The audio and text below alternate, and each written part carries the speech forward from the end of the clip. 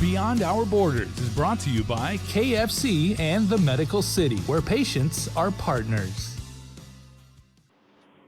Good day, everyone. I'm Nestor Licanto. Welcome to another edition of Beyond Our Borders. And this month, I'd like to welcome our guests. They are from the U.S. Medicare PH organization. Let me introduce the guests first, and then I'll ask them to explain what that's all about. First, there's Eric Lechica. He is the main organizer back about 11 years ago, I believe it was. We also have Mr. and Mrs. Tukai, Daisy and June, and we have Tess Taylor. Thanks for joining us, everyone. You're welcome. Sure. Let me start with you, Eric. Tell us a little bit more about this organization, why it was started, and what is its purpose? Yes, we formed more than 11 years ago because there was a great demand, especially from our Filipino-American seniors who wanted to retire in the Philippines. Just like my parents 20 years ago, they wanted to retire in my dad's hometown in Dumaguete, Negros. When they were there, after 6 months, that they realized that their Medicare coverage would be cut off if they did not go back to the mainland, to Los Angeles. So that's one reason I felt that we had to organize a national campaign in the United States for our elderly, our retirees, our baby boomers who are retiring at about 100 per day. And almost 70% of them want to retire in the Philippines. In fact, the AARP, the largest senior group in the United States, did a study in 2014, and they found out that 72% of our seniors, both Filipino-Americans and Chinese-American retirees, want to go back to their homeland and to enjoy a good life. And right now, more than 60% of our community, of our seniors, are planning retirement in the Philippines. I just came back from Manila just in June, and this was part of my mission to assess the prospects for retirement in the Philippines. In fact, I just want to make note that former President Fidel Ramos was one of our founding advisors when we formed our group back in 2011 here in Virginia and Maryland and Washington, D.C. And this is part of the original team on the screen. So bless his heart, bless his leadership. He helped us a lot over the years, and we usually consult him every time we visit Manila. Yeah, unfortunately, President Ramos had just passed away, so I'm sure that was a blow for the organization. Yeah.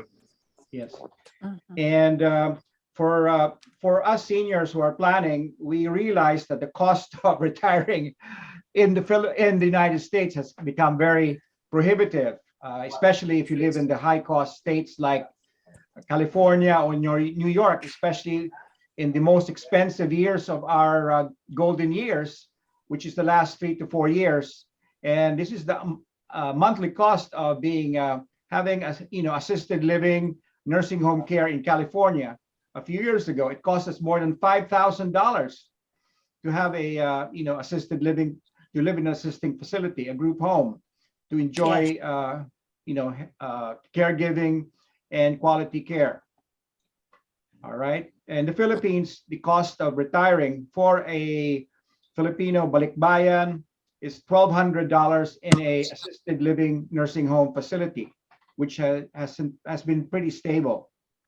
And the hospitals there are many of the ones that many of your Guam patients go to, like St. Luke's, Medical City, Asian Hospital, Makati Med, meet international standards. And I think about 30,000 Guamanians go every year to the Philippines for their major medical hospitalization. And in fact, they showed me a whole floor in St. Luke's Global in Ortigas, just for Guam patients. And and this is our bottom line. This is our selling points to CMS, or Center for Medicare Medicaid Services, is that there'll be we conservatively estimate that we'd be saving $6,000 per year if our retirees are allowed to avail of Medicare coverage when they retire in the Philippines. And we estimate that almost 400,000 Philam retirees will choose to retire in the homeland out of the total populations of 4 million Filipinos in America. This will be a savings of $2.4 billion per year in our estimate, and create at least 1 million new jobs in the Philippines to help our motherland. For example, I just checked the rates today. Medicare pays for Guam patients almost $1,000 per month. I think through the Medicare Advantage companies. I think there are several in Guam. So just imagine if they send their patients to the Philippines, which they are doing right now for their major operations, procedures. They are saving a lot. And I was very fortunate. I was invited by some of your Medicare Advantage companies to visit Guam, I think 6 years ago. And I saw what they were doing to sending their patients to Manila to avail of the top hospitals and top doctors there. Yeah. Beyond Our Borders is brought to you by KFC and the Medical City, where patients are partners. When making the new Kentucky Fried Chicken sandwich, people asked how I felt about burger places selling fried chicken. I'd say that's none of my business. Just like making fried chicken is none of theirs. Get the new Kentucky Fried Chicken sandwich. It's finger-licking good. Beyond Our Borders is brought to you by KFC and the Medical City, where patients are partners. I think the ability to go to places like Manila, Philippines is well received now. I think people on Guam are very used to going to the Philippines and are confident and trustful of going to the Philippines for medical purposes. Before we go more deeply into your organization, let me bring Tess and the two guys into the conversation. Tess, tell us what interests you in this. Obviously, we're talking about Medicare portability. Why is this important to you? Why did you join this organization? I know that there are a lot of Filipinos that could save a lot of money if they retired in the Philippines, and it is very important that the government will approve, Medicare to be used in the Philippines. In my case, because I have TRICARE, so TRICARE charges Medicare first, so I am able to be treated at the Medical City Hospital and also at Makati Medical Center, and which we have tried already using to our advantage, and it is really very convenient, and it's a lot cheaper for the US. Yeah, and it begs the question then: if TRICARE is acceptable, why not Medicare? Oh, okay. Well, as of now, it is only TRICARE patients that are allowed to be treated in the Philippines. Right, but that's the question. What if TRICARE is allowed? Shouldn't Medicare also be allowed? I mean, along those same lines, right? Yeah, well, you know what? TRICARE is only a privilege of the military. So as of now, it's only the military that is being given this privilege. Right, I understand that. But yeah, the question is, if they open the door for military, why not civilians? Because Daisy and June, one of the arguments is you paid into Medicare for your entire lives working in the United States, but yet if you retire in the Philippines, a foreign country, you would not be able to avail of that. Is that correct? That's correct. Yeah. And that's what concerns you, right? Yes, correct. That's correct. Okay. If I may answer your Eric, question. do you want to elaborate? Yeah, go ahead. Yes. Can you elaborate on that? Yes, we're using the TRICARE Philippines demonstration project, which has been in place for the past 10 years as a model for Medicare portability for our future retirees there. As mentioned by Tess Taylor, we want the system that they have to assure accountability, quality doctors and healthcare providers, and ease of payments. TRICARE demonstration patients just have to show their military retiree identification. And we'd like to have the same privilege, hopefully in a couple of years, since I like to retire in about 10 years in my dad's hometown. So I can just show my Medicare Advantage card from Kaiser. So I'll be covered there for my golden years. And I met several of our, colleagues and family dependents who are in TRICARE program. And I met many groups there. They also want Medicare portability. As you know, even if you have TRICARE, it's only a secondary in the U.S. And TRICARE will bill Medicare, if as mentioned by Tess, for their expenses overseas if they are Medicare recipients in the state side. So that's why we'd like to propose to CMS, the Center for Medicare Medicaid Services, that they amend their regulations and hopefully also have the U.S. Congress change the law to allow permanent Medicare coverage in the Philippines. Right now, it's only temporary, like many of your Guam patients, just like us with Medicare Advantage plans. If we stay in the Philippines for more than 6 months, they won't reimburse our expenses. If you get emergency care at St. Luke's or Medical City, we have to put up money up front and just get reimbursed. And I think June and Daisy had a similar recent experience about that. Yes, if I may, I'd like to narrate the experience we had. Sure. Daisy had an attack with shingles.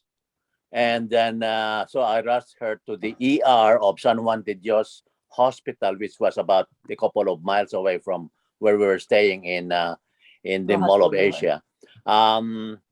They accepted her. They billed her. They treated her. They billed her. I kept all the receipts, pharmacy, doctor's fees, hospital fees, everything. And then when we returned to the U.S. here in Virginia, because we were Medicare Advantage plan holders, what I did was just to fill up the form they had at Kaiser, our HMO, and then I got reimbursed. Very quickly. Very quickly, in about 2 weeks. Yeah. So, Eric, you mentioned the fact that you are lobbying with certain congressional delegates. How has that gone? And have you managed to convince anyone to maybe sponsor legislation? Just to update everyone, yes, we just relaunched our campaign this year, actually month of July, because last year we were focused on getting U.S. donated vaccines to the Philippines. And just as an accomplishment for last year, we helped the Philippine ambassador here in Washington get the initial 5 million doses back in June and July for the Filipino people and our retirees in the Philippines. There's so many of them. There are almost 400,000 American citizens living now in the Philippines, according to the U.S. Embassy. So our priority last year was just focus on vaccines from the Biden administration. So right now we'll be relaunching it. And that's why I consulted many of our stakeholders in the Philippines, our leaders there, so we can relaunch this hopefully with the blessing with the new administration in the Philippines, so we can have Medicare have confidence, and especially their Medicare Advantage companies, to invest in setting the infrastructure similar to what TRICARE U.S. military have in the Philippines. Beyond Our Borders is brought to you by KFC and the Medical City, where patients are partners. When making the new Kentucky Fried Chicken sandwich, people asked how I felt about burger places selling fried chicken. I'd say that's none of my business. Just like making fried chicken is none of theirs. Get the new Kentucky Fried Chicken sandwich. It's finger-licking good. Beyond Our Borders is brought to you by KFC and the Medical City, where patients are partners. Yeah. So Tess, what needs to happen? If Congress or someone from Congress does sponsor legislation, what needs to happen? What does the legislation need to entail? Okay, I think you're on mute. There you go. Yeah, go ahead and repeat that because you were on mute. That's it. Oh, sorry. You know what? I was muted. Okay. I You're was out. saying that Eric should be the best person to answer that because he is a lobbyist and he's well connected there in the Yes, Congress.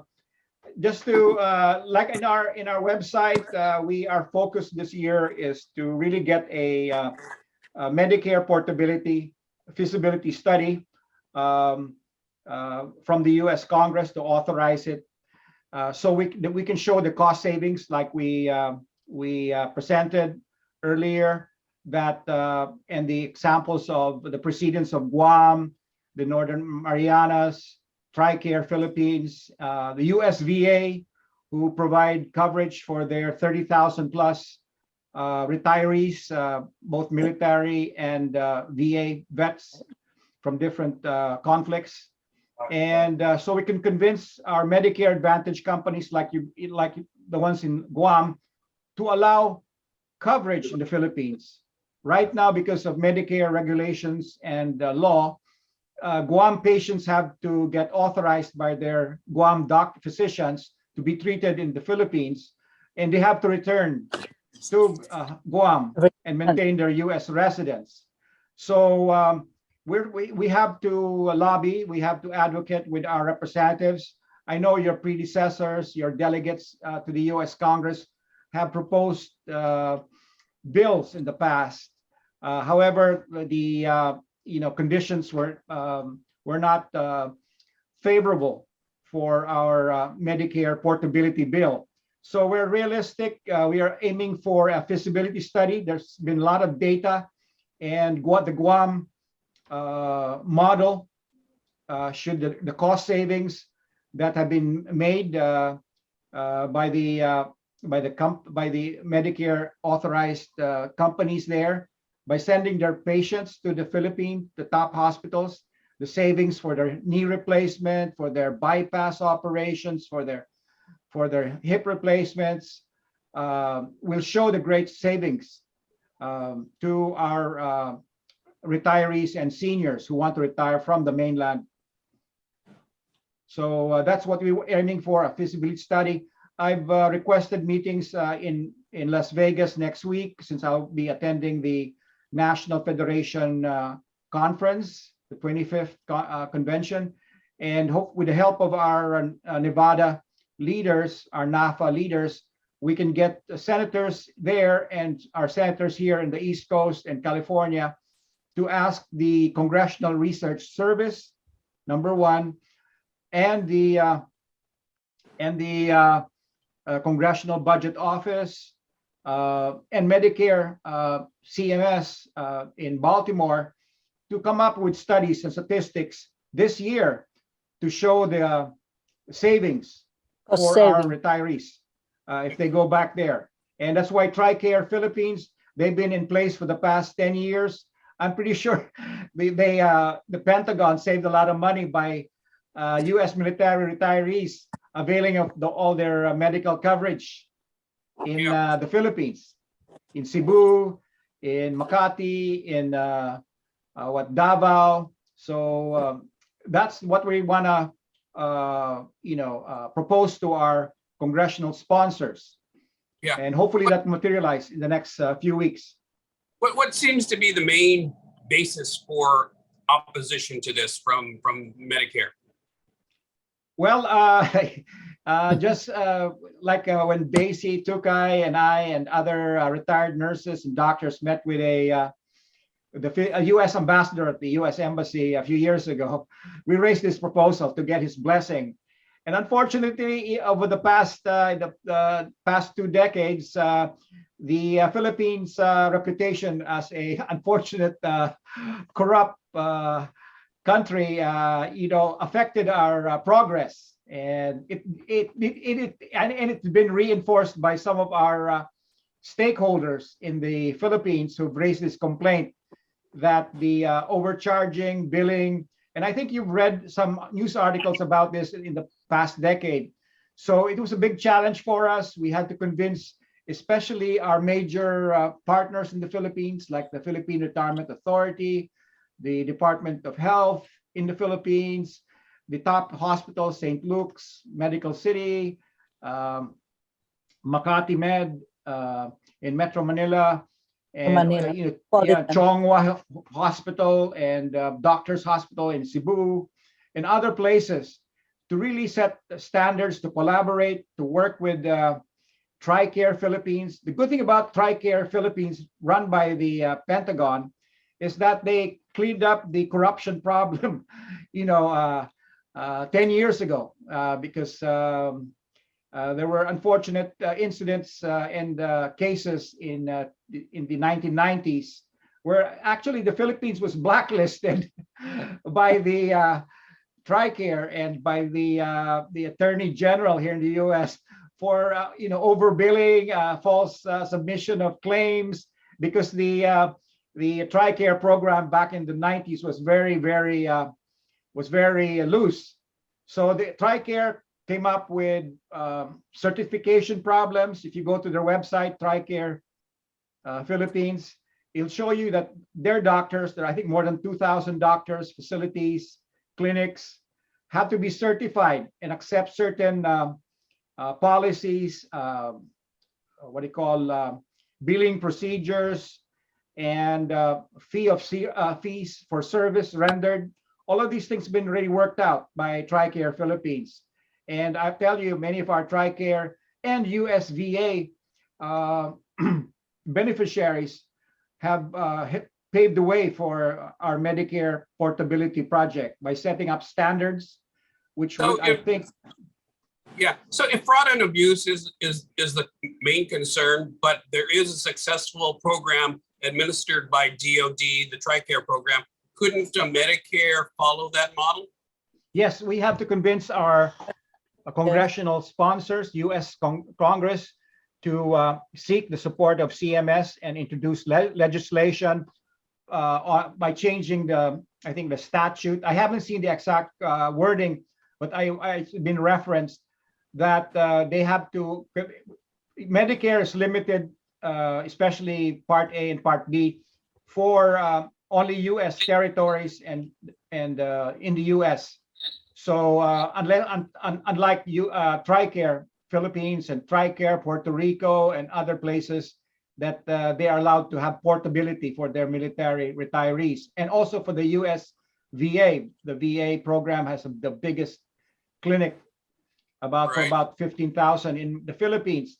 We're using their models because they cleaned up their process. They have certified doctors and facilities that will meet the quality of care and accountability standards, which I think will be, we have to do a lot of educational work. As you know, we're only 4.5 million Filipinos in the US. We have to convince CMS, US Medicare, which provide benefits to 65 million, seniors, to allow us Americans, not just Filipinos, to retire in the Philippines or stay there long term and have their medical bills paid.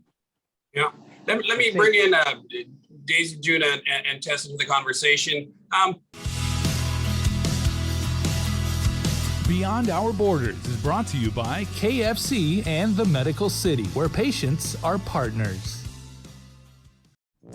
When making the new Kentucky Fried Chicken sandwich, people asked how I felt about burger places selling fried chicken.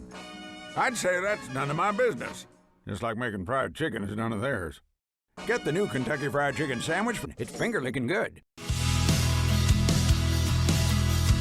Beyond Our Borders is brought to you by KFC and the Medical City, where patients are partners. Yeah.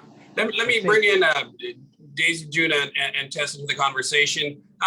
What would you say if you were to try to convince a Medicare official? What would you say to them to convince them that they should do this for Filipino-Americans who want to retire in the Philippines? Go ahead, June. Yeah. Well, foremost would be the cost savings. Definitely the cost of having getting yourself medical services in the Philippines compared to those medical services costs here in America mainland, it will be a big difference, very much different. So that will be a big cost savings for the Medicare program. That's one and foremost.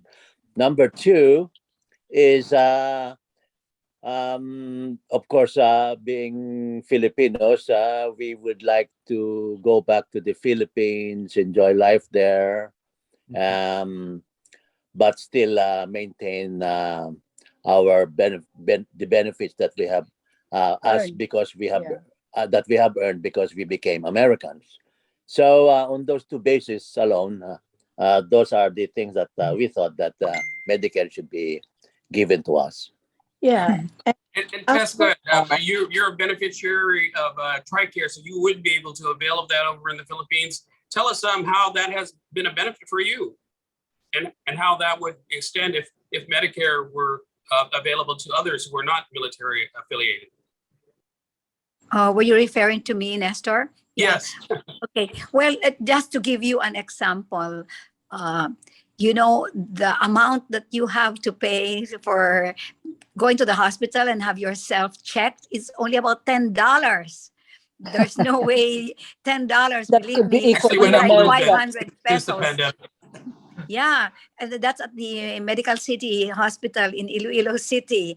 And then my husband accidentally poured boiling water on his foot and he had blisters.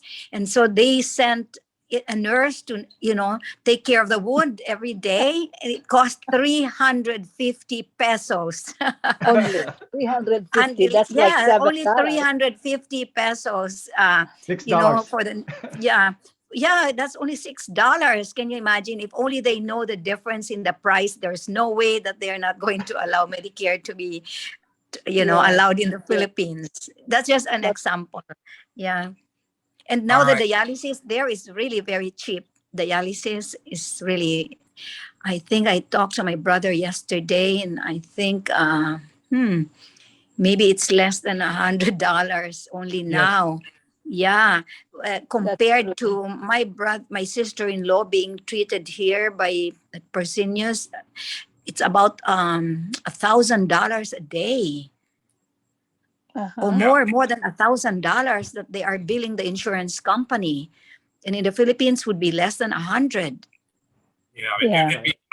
it would definitely be a huge benefit to Filipino-Americans who want to retire in the Philippines to have that. Okay, we only got a couple of minutes left, Eric. I wanted to wind it up with you. So give us your best case for convincing folks that there is a need to have Medicare available in the Philippines to U.S. citizens who may want to retire there. Well, number one, as mentioned before, cost savings to everyone. The beneficiary would like to retire to save money on caregivers. And number two, to the American taxpayers. As you know, many of us, when we were working, we have a Medicare tax, and we want to enjoy the benefits. And we are now paying. I'm also a Medicare beneficiary. I pay $170, a month for Part B. And that's the biggest complaint of our retirees in the Philippines, who have to maintain their monthly contributions to Medicare, the Part B, so they don't be penalized if they cut off their Medicare monthly. So it's a win-win situation for our American taxpayers, for Medicare, for our relatives in the Philippines who will be taking care of us as caregivers. So that's my best case scenario. It's a win-win, and we'll be saving the American taxpayer. We estimate $2.4 billion a year in Medicare expenses if they anticipate 10% of our Filipino population here in America would retire in the Philippines with their spouses. Makes sense to me. Thank you so much, Eric La Chica, Daisy and June Tukay and Tess Taylor from the U.S. Medicare PH organization. Thanks for joining us. I'm Nestor Yeah, you're Licanto. welcome. We'll see you Salamat again po. next month. Salamat. Maraming salamat Okay, po. yeah. Mabuhay Thank See you tayo. you. next month Mabuhay. from Beyond Our Thank you. Borders. Thank you. Okay, thank you for allowing us to share. Beyond Our Borders is brought to you by KFC and the Medical City, where patients are partners.